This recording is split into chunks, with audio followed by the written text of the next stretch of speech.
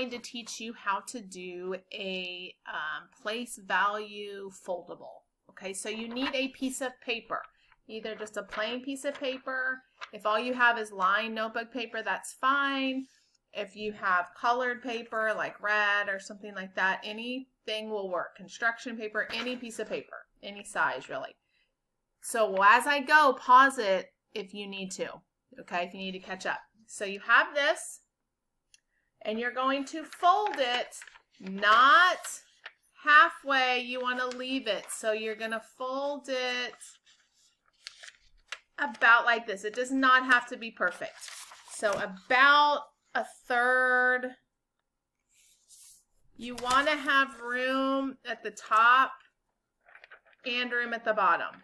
Okay, so you want to have just a flap, but don't make it half. You need to be able to see this part. Okay, so once you have that, crease it. Okay, then, so this is this way, you're going to fold it in half.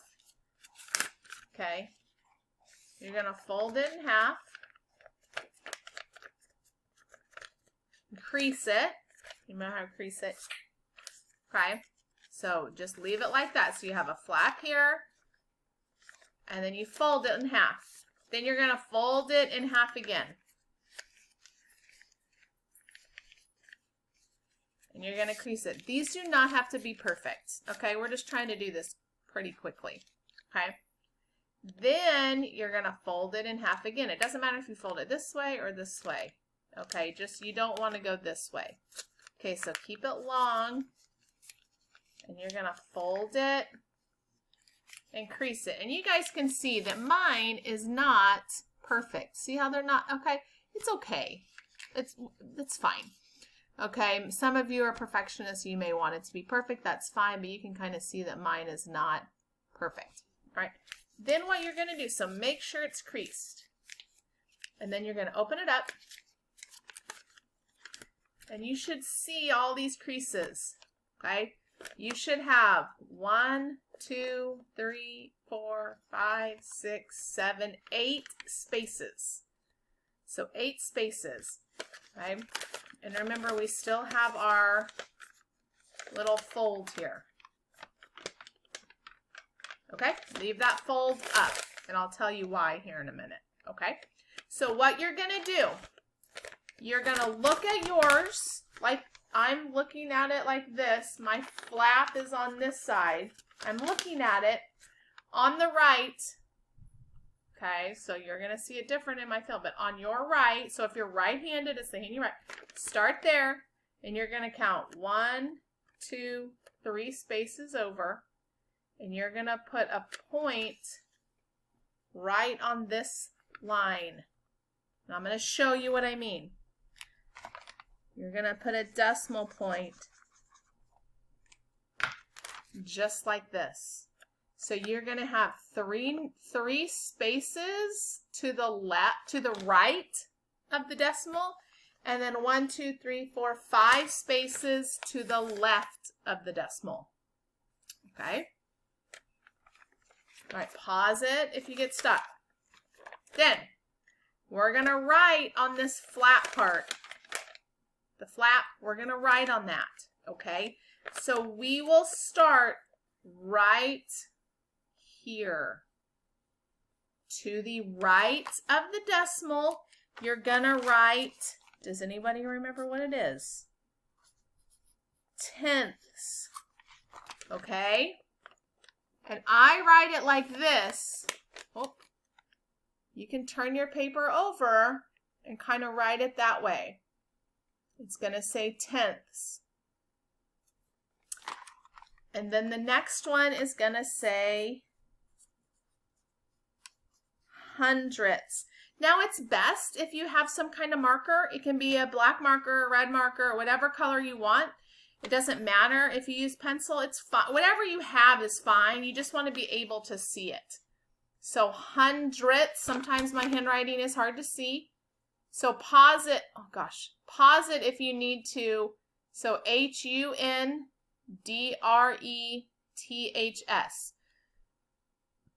Pause it if you need to look at that closer. And then the next one is thousandths.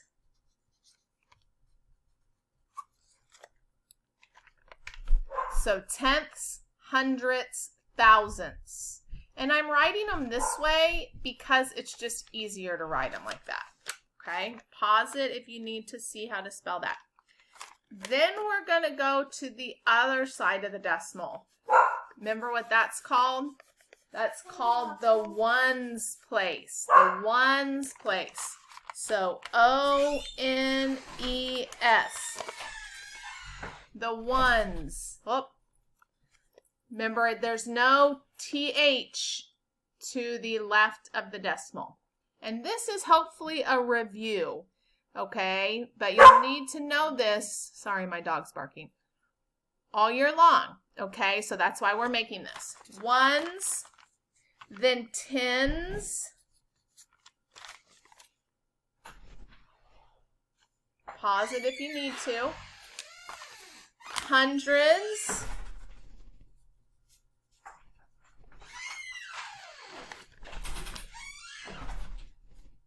Okay, again, pause it. Hundreds, thousands. And remember, these are place values. And then 10,000s.